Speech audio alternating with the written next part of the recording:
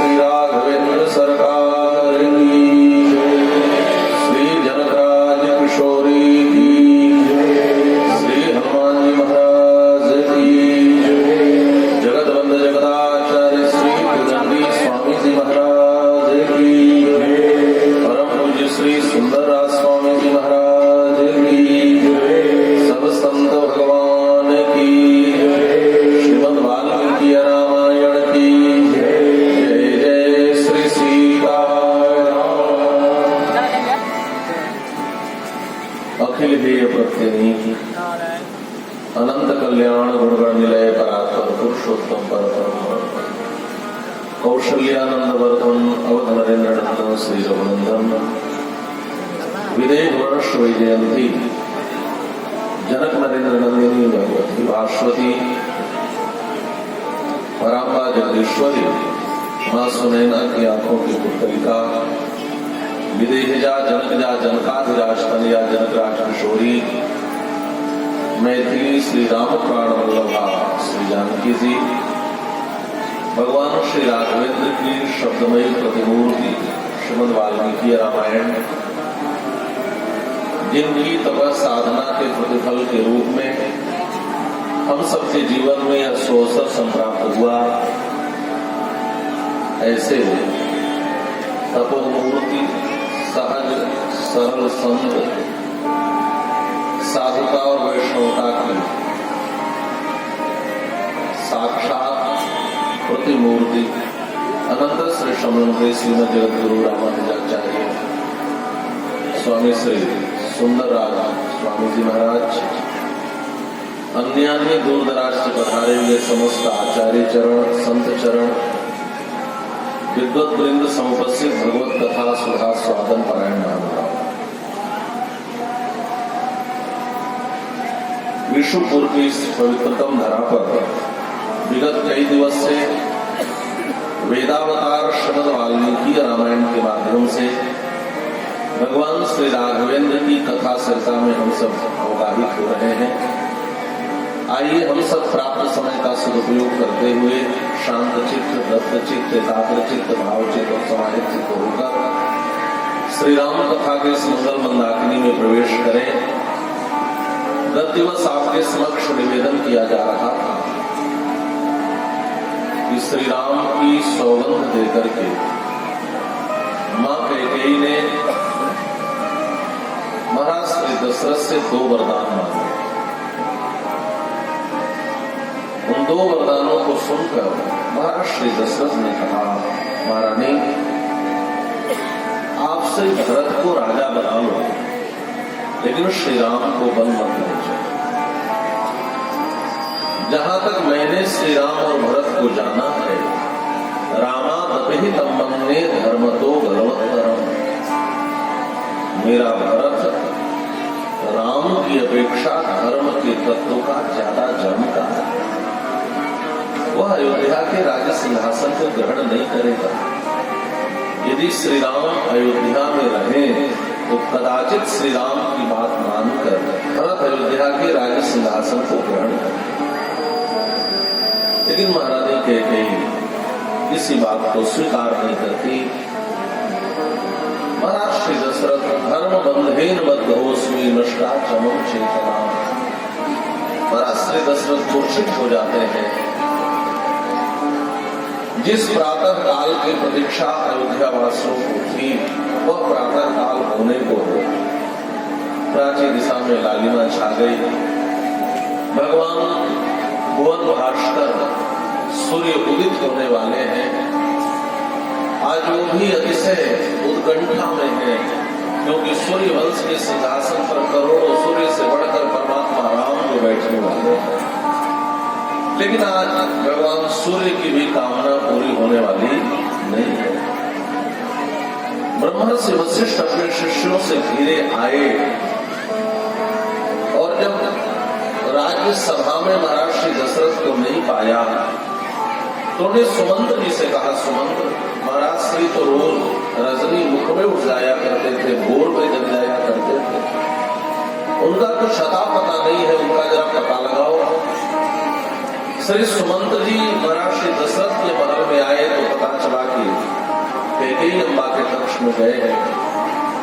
वहां गए तो पता चला कोप भवन में गए हैं, और वहां जाकर जब वहां की वस्तु स्थिति को देखा, महाराज श्री दशरथ मूर्छित पड़े हैं। महारानी कैकेयी जमीन पर बैठी है, बाल बिखरे हुए हैं, शरीर पर एक गृह श्रृंगार नहीं है। सुमंत्र जी ने महारानी कैकेयी से पूछा है, महाराज की स्थिति कब से हो गई, हमें इसकी सूचना क्यों नहीं दी गई? महारानी कैकेयी ने कहा, सुमंत्र जाओ और श्री राम को लेकर यहाँ आओ। अनुभवी सुमंत्र ने समझ लिया कि महाराज श्री के इस स्थिति में कारण और कोई नहीं, महारानी कैकेयी ही है। और ऐसा जवाब दिया श्री सुमंत्र जी ने। सुमंत्र जी ने कहा, महारानी मैं आपका नौकर नहीं, श्रुत्वा राजवचनम प्रथम गच्छामि भामिनी। जब तक मैं अपने महाराज के वचन नहीं सुन लेता, मैं यहां से जाने वाला नहीं। अच्छा, आपके जीवन में जिसे वेदना हो, पीड़ा हो, और किसी अपने की आवाज सुनाई दे तो हृदय को बड़ा सुकून मिलता है। सुमंत्र की वाणी जब कर्ण कोहरों से प्रविष्ट हुई महाराज श्री दशरथ के भीतर, तो महाराज श्री दशरथ ने आंखें खोल दी, सुमंत्र की ओर देखा, हमारा श्री दशरथ की आंखों में आंसू आए। पीड़ा में कोई अपना दिखे तो पीड़ा प्रकट हो जाती है। महाराज हिचकियों में रोने लगे। सुमंत्र जी दौड़कर पास आए, हाथ जोड़ लिए, महाराज क्या हुआ, मुझसे बताओ।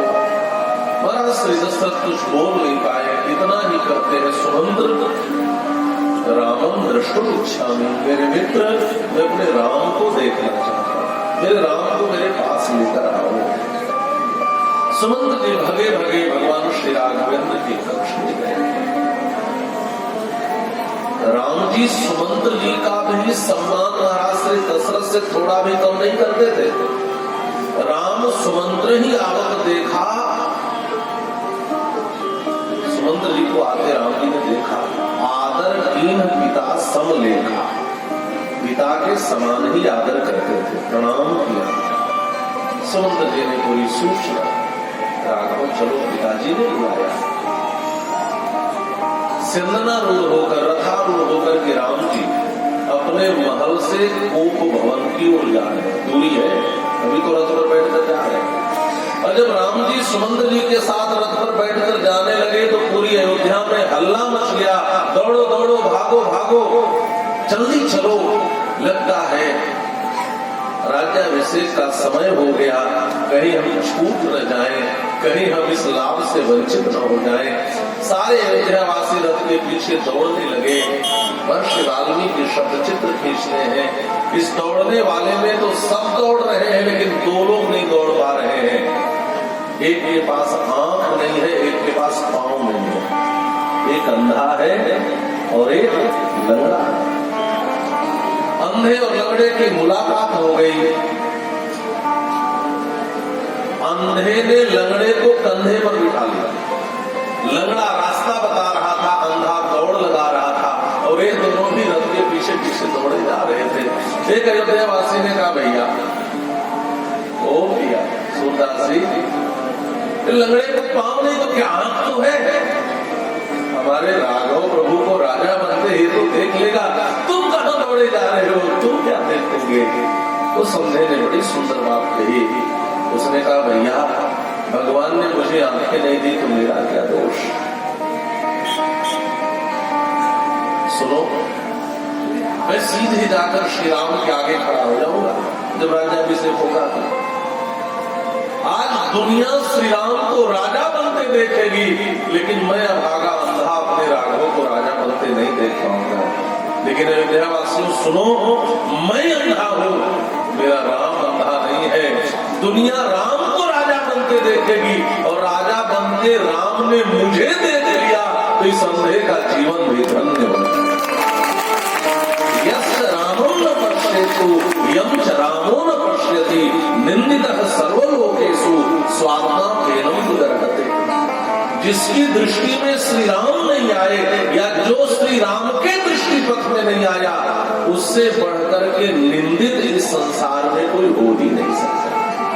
उसकी आत्मा उसे स्वयं धिक्कृत करती है, उसकी आत्मा भी उस व्यक्ति की निंदा करती है जिसकी दृष्टि में राम नहीं आए या जो राम की दृष्टि पथ में नहीं आए। ऐसा महर्षि वाल्मीकि लिखते हैं। राम जी को कक्ष में पहुंचे हैं, वो भवन में पहुंचे हैं, पिता की स्थिति देखी, प्रणाम किया, मैया की गोद में बैठ गए। माँ, पिता की स्थिति कब से है, मुझे क्यों सूचना नहीं दी गई? महारानी कैकेयी ने कहा, बेटा तुम्हारे पिताजी की स्थिति तुम्हारे कारण है, इस स्थिति में उनका स्नेह ही कारण है, वो तुमसे बहुत प्रेम करते हैं। एक बात बताओ राघव, यदि तुम्हारे पिताजी तुम्हें कोई शुभ या अशुभ आदेश दे तो तुम क्या उसका पालन करोगे? यदि तद लक्ष्यते राजा शुभम वा यदि अशुभम। राम जी ने कहा, मैया कैसे बात कर रही हो, मैं 27 वर्षों तक तुम्हारी गोद में पला रहा हूं, एक बार बता करके तो देखो मेरे पिताजी मुझसे चाहते क्या है। मेरे पिताजी कहे, राघव के 26 का भक्षण करो तो करूंगा, ऊंचे पर्वत से कूद कर प्राण दे दो तो दे दूंगा, जलती अग्नि में प्रवेश कर जाओ तो कर जाऊंगा। करिष्ये प्रति जाने च रामो दुर्नाभि भाषते। आप तो जानती हो मां, राम 2 बार नहीं बोलता, का तात्पर्य है राम जो एक बार कहता है वही करता है। इमामी वाव स्मृतिक्षण पते विचार सब करूंगा। महारानी कैकेयी ने कहा, राघव बेटा, तुम्हारे पिताजी ने मुझे 2 वरदान देने के लिए कहा था, मुझे जो उचित लगा मैंने मांग लिया। उस वरदान को सुनकर यह स्थिति हो गई। राम जी ने कौतूहल बस पूछा, मां आपने क्या मांगा? मां कैकेयी ने कहा, बेटा मैंने पहला वरदान मांगा, जो राज्याभिषेक की सामग्री तुम्हारे लिए उपस्थापित की गई है, उन सामग्रियों से मेरे भरत का राज्याभिषेक हो और तुम 14 वर्ष के लिए वन को चले जाओ। राम जी ने कहा, मां इतनी छोटी सी बात के लिए आपने मेरे पिताजी को कष्ट क्यों दे दिया? आप मुझे कहती कि राघव वन को जाओ, तो वहां 14 वर्ष के लिए क्या, मैं तो जीवन भर के लिए वन चल जाऊंगा। और तुम कहती हो राघव तुम्हारे बन जाने से मेरा भरत राजा बन जाएगा। तो भरत जैसा संत, भरत जैसा साधु, भरत जैसा व्यक्ति यदि अयोध्या की प्रजा को राजा के रूप में मिले तो इससे बढ़कर अयोध्या का सौभाग्य कुछ नहीं। इससे बढ़कर मैं तो कह रहा हूं, भरत प्राण प्रिय पावहि राजू, विधि सब विधि मोहि सन्मुख आजू, जो न जाऊं बन ऐसे ताजा, प्रथम गनीय मोहि समाचार। भरत को राजा बनाना हो, राम मन को न जाए तो दुनिया यही कहेगी राम से बढ़कर कोई मूढ़ नहीं हुआ। भरत का भी तो होगा तो राम मन को न जाए। लेकिन मुझे लगता है इतनी छोटी सी बात के लिए मेरे पिताजी इस स्थिति को प्राप्त नहीं हो सकते, मुझसे बात नहीं कर रहे हैं। मां जरूर मुझसे कोई अपराध हो गया। ध्यान से सुनेंगे, राम जी जानते हैं नीति प्रीति परमार्थ स्वार्थ पूर्ण राम सन जान। ये अयोध्या की प्रजा है, हो सकता है कल को यह बात उठ जाए कि बात राजमहल से बाहर नहीं आई, लेकिन राम ने छिपकर जरूर महारानी कैकेयी का कोई अपराध किया होगा, तभी महारानी कैकेयी ने श्री राम के लिए वर मांग लिया। जरूर कोई अपराध किया होगा, राजमहल में बात दबा दी गई। इसीलिए जो मां कैकेयी इतना प्रेम करती तो बन दो मांगे, ये बड़ा प्रश्न उठ जाएगा। प्रजाओं के प्रतिनिधि के रूप में यहाँ सुमंत्र जी खड़े हैं, राम जी मां कैकेयी से कहलवा लेना चाहते हैं कि राम तुम्हारे भीतर कोई अपराध नहीं है। राम जी ने जब कहा कि मां जरूर मुझसे कोई अपराध हो गया होगा, इसीलिए मेरे पिताजी मुझसे बात नहीं कर रहे। महारानी कैकेयी ने कहा, राघव मैंने तुम्हें वन भेजने का वर भले मांगा है बेटा, लेकिन मैंने कभी यह नहीं कहा कि मेरे राम ने कोई अपराध किया। तुम्हारी मां कहती है राघव, तुम अपराध के योग्य हो ही नहीं सकते। तुमने तो बचपन से आज तक माता पिता और अपने बंधुओं को केवल और केवल सुख दिया है। मानुष का लिहाज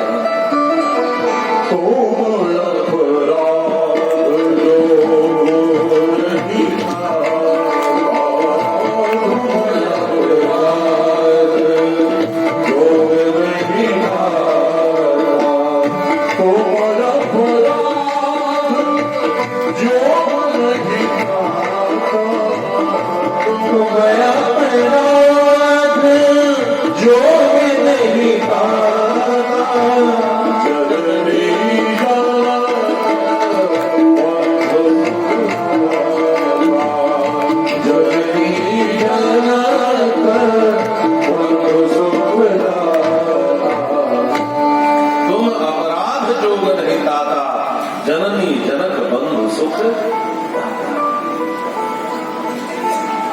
इतना सुनना था कि राम जी का मुख कमल खिल उठा। नचास्य महतिम लक्ष्मी राज्य नाशो सती लोक कांतस्य कांतत्वाद शीत रश्मि विवक्षया।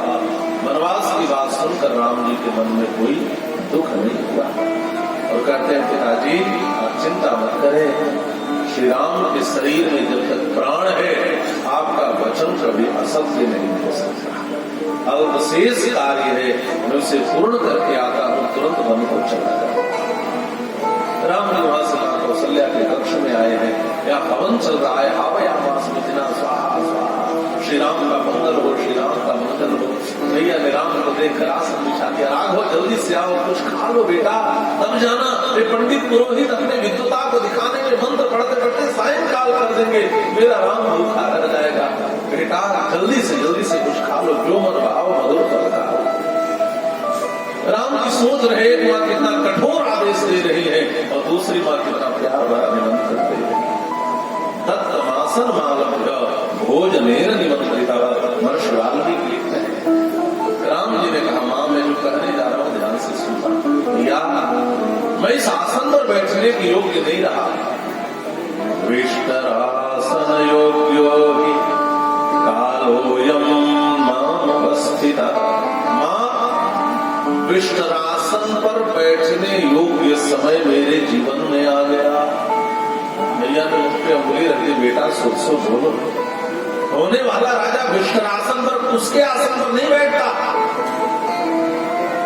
राम जी ने कहा मां मैं जो कहने जा रहा हूं ध्यान से सुनना। राम जी ने बात बहुत संभाल कर कही थी, लेकिन बात इतनी कठोर थी मैया कौशल्या के हृदय को अक्सर बना। राम जी ने कहा एक बात बता मां, मैं बड़ा हूं कि मेरा भरत बड़ा। भैया कौशल्या ने कहा राघव कैसी बात करते हो, तुम बड़े हो तुम्हारा भरत छोटा है। एक बात और बता मां, अयोध्या नगरी बड़ी है कि जंगल बड़ा? भैया ने कहा बेटा अयोध्या नगरी बहुत छोटी है, जंगल तो बहुत बड़ा है। राम जी ने कहा मां आज मेरे पिताजी ने एक उचित बंटवारा किया है, मैं बड़ा हूं ना तो मुझे जंगल का बड़ा राज्य दे दिया और भरत छोटा है ना तो अयोध्या का छोटा राज्य। भरत आय महाराजो यौ राज्यम प्रयच्छति मां पुनर्दंडकारण्यम विवासयति तापस। मैं वन को चाहता, इतना सुनना था कि मेरा ग्राम से धरती पर गिर रोने लगे। आज मैं बांझ होती तो एक ही पीड़ा होती, वो कोई पुत्र नहीं है। तुम्हारे जैसा बेटा पा जाए कोई, और बेटा उसके जीवन से दूर हो जाए तो मां कैसे जीवित रहेगी। एक एव ही बंध्याया सोको भवति मानसा अप्रजास्मिति संतापो न हिरण्य पुत्र विद्यते। बेटा एक ही पीड़ा होती की मेरा कोई बेटा नहीं। मैं जानती हूँ तुम कौन हो। वैकुंठ वैभव सुखम परिहाय वत्सा सत्वं स्वयं दशरथालयमागतोसि। मैं जानती हूँ तुम वैकुंठाधिपति साक्षात नारायण हो, क्यों आए थे इस धरती पर? यहाँ आना था तो अयोध्या का ही राजमहल मिला था, दशरथ को ही पिता बनाना था और महाराज दशरथ को पिता बनाना था। राघव अत्रापि के करे नरेंद्र सुताम विहाय माम पापिनीं कथम हो जननी हितकाक्षी। तुम्हें तो उस कैकेयी के गर्भ से जन्म लेना चाहिए था ताकि आप अयोध्या के राज सिंहासन पर बैठ पापनी कौशल्या के गर्भ से जन्मे ही भैया का बड़ा शोक है, बड़ा रुदन है। उसी समय भैया लक्ष्मण आते हैं, बड़े रोष में कहते हैं, माँ तुम मत रो, मेरे रहते राघव भैया कोई बल नहीं भेज सकता, ये धनुष मेरे कंधे की शोभा बढ़ाने के लिए नहीं है। आज महाराज दशरथ अयोध्या की अक्षौणी सेना के साथ आ जाए तो मैं मार कर गिरा दूंगा। अरे बहुत कुछ कहा है, राम जी ने समझाया भैया ऐसा मत करो। फिर मैया ने अनुमति दी है, प्रसंग बहुत लंबा है, संवाद बड़े लंबे लंबे हैं, तो जल्दी जल्दी मैं भी आगे बढ़ रहा हूँ। बस स्पर्श करते हुए जैसे पल्लव से जल छिड़का जाता है ना, स्नान भी कभी होगा, वैसे जल का छिड़काव है, सबके पानी का लाभ मिल जाए। तो माँ ने अंत तक कहा है मंगला का शासन किया है। सीता के कक्ष में गए हैं, राम जी का मुख पीला पड़ गया, विवरण भद्रम दृष्टवा, पहली बार राम जी का मुख पीला पड़ा है। श्री सीता जी को सूचना दे, सीता मैं वन को जा रहा हूँ, यही ना वन मध्य व्यास्यामि स्त्री बहुमन सुनी। बड़ा सुंदर संवाद है दोनों का। अंततः माता सीता ने यहाँ तक कह दिया, मुझे यहाँ छोड़कर जाओगे तो आप युक्ता मरणाय निश्चितम, मेरा शरीर भले अयोध्या में रह जाए लेकिन मेरे प्राण को आपके पीछे पीछे। श्री राम समझ गए कि प्राण दे देंगे लेकिन साथ नहीं छोड़ेंगी। तो राम जी ने कहा ठीक है, तुम्हारे पिताजी ने तुम्हारा हाथ देते समय कहा था यम सीता हम सुता सहधर्मचरी तव, तो ठीक है सहधर्मचरी भव, तुम सहधर्मचरी हो, आओ मेरे साथ चलो।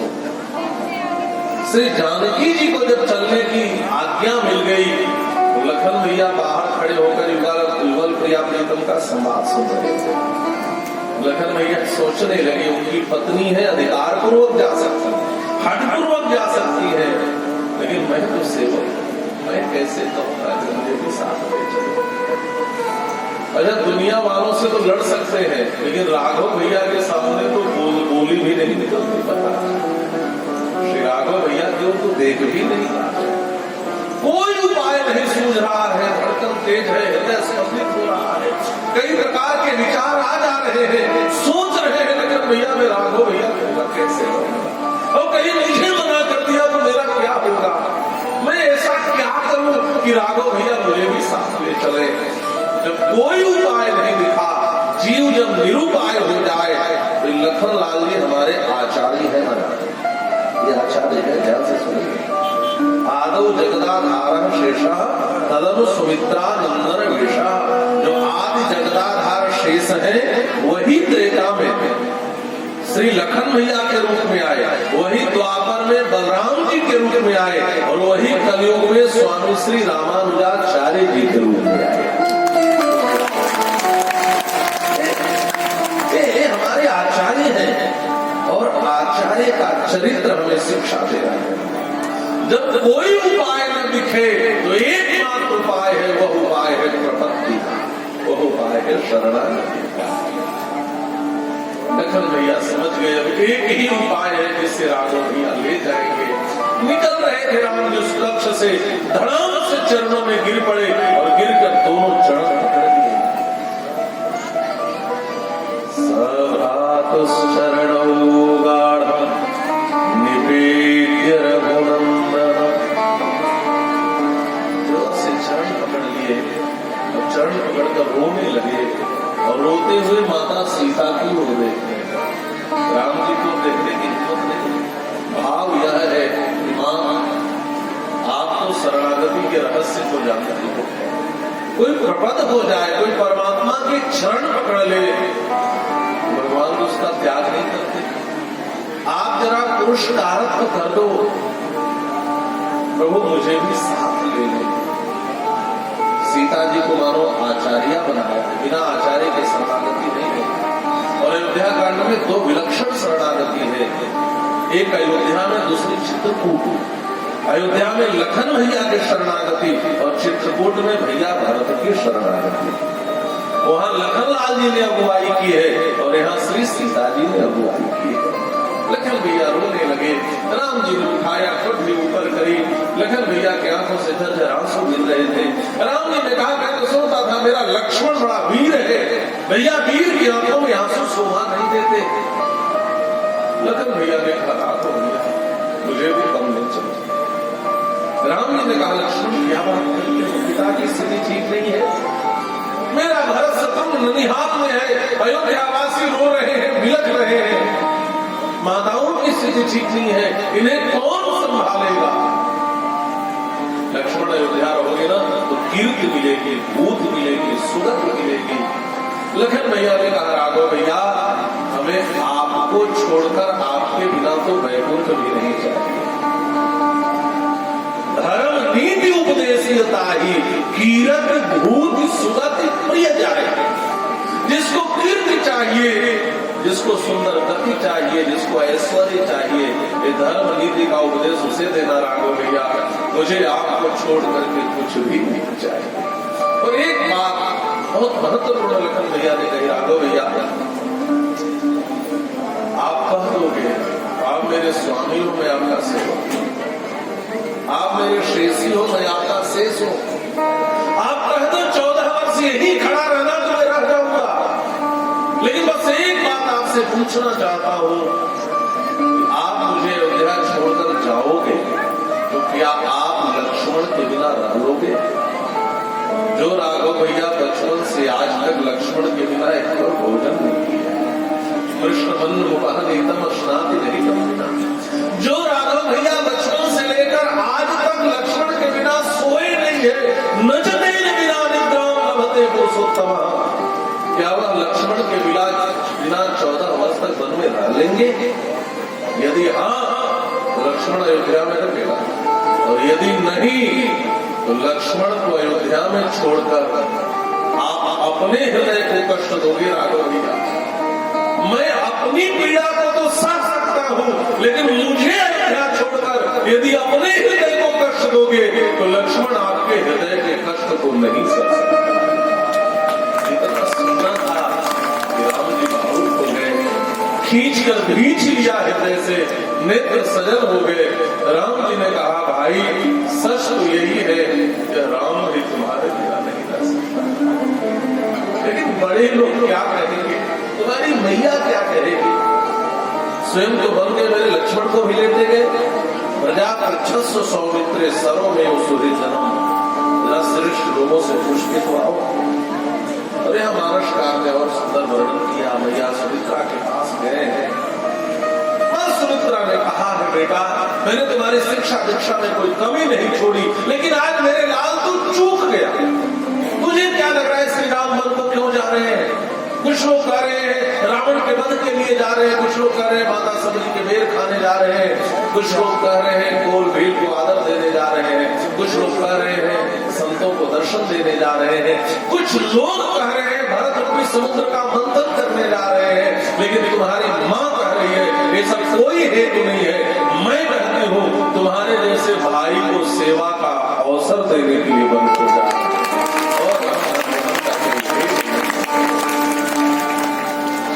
तुम्हारे भाव राम बलराम, तुम्हारे भाव राम बलराम, तुम्हारे भाव राम बलराम,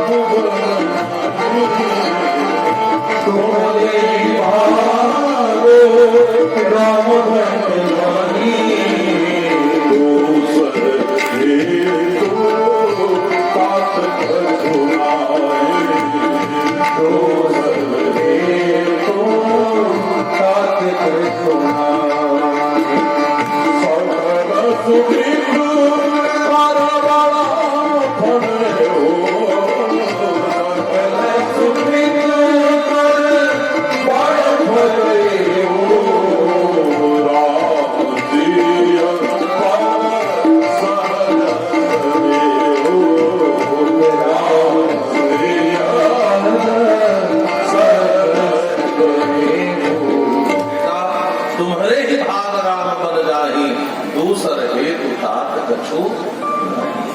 सकल सुकृत कर बड़ फल हे हो।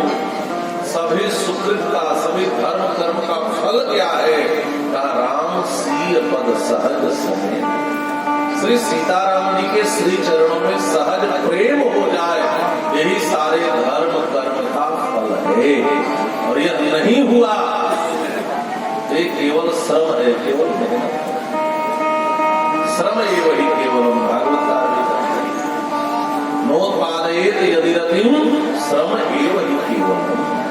आप खूब धर्म करें, खूब कर्म करें, खूब सुकृत एकत्रित करें, लेकिन यदि भगवान के श्री चरणों में प्रीति नहीं हुई तो आपका सब कुछ करना व्यर्थ है। और भैया सुमित्रा ने भेजा है। देखिए, सुमित्रा शब्द का अर्थ होता है सुंदर मित्र, सुख सरकार है सुंदर मित्र। आप करते करके सुमित्रा बनाते हैं स्त्रीत्व की विवक्षा में। जीव का सुंदर मित्र कौन है? कहा जो जीव को ईश्वर की सेवा में लगा दे वही जीव का सबसे सुंदर मित्र है। और मां सुमित्रा ने लखन भैया को राम जी की सेवा में भेजा।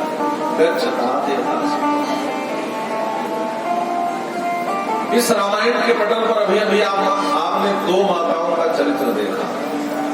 एक और मां कैकेयी है और दूसरी और मां सुमित्रा है। एक मां को मंथरा ने कहा तुम्हारे बेटे को राम की सेवा करनी पड़ेगी, जो सुत सहित करे उसे उकाई तो घर रहो नान उपाई। एक मां ने सुना मेरा बेटा राम का सेवक हो जाएगा, तो मां कैकेयी ने श्री राम के लिए 14 वर्ष का वन मांग लिया। और दूसरी मां ने सुना राम वन को जा रहे हैं, तो लक्ष्मण से कहती है तुम्हारे ही बाद राम बन जाएंगे, दूसरे यही अंतर है श्री सुमित्रा जी में और श्री कैकेयी जी। ध्यान से सुनेंगे। एक आचार्य ने लिखा है, मानो महाराज श्री दशरथ वेद स्वरूप है और इनकी 3 पत्नियां मानो 3 कांड की तरह है। ज्ञान शक्तिश्च कौशल्या सुमित्रोपासनात्मिका क्रिया शक्तिश्च कैकेयी वेदो दशरथो नृप। मानो कौशल्या जी ज्ञान स्वरूपा है, मानो कैकेयी जी क्रिया स्वरूपा है और मानो सुमित्रा जी उपासना स्वरूप।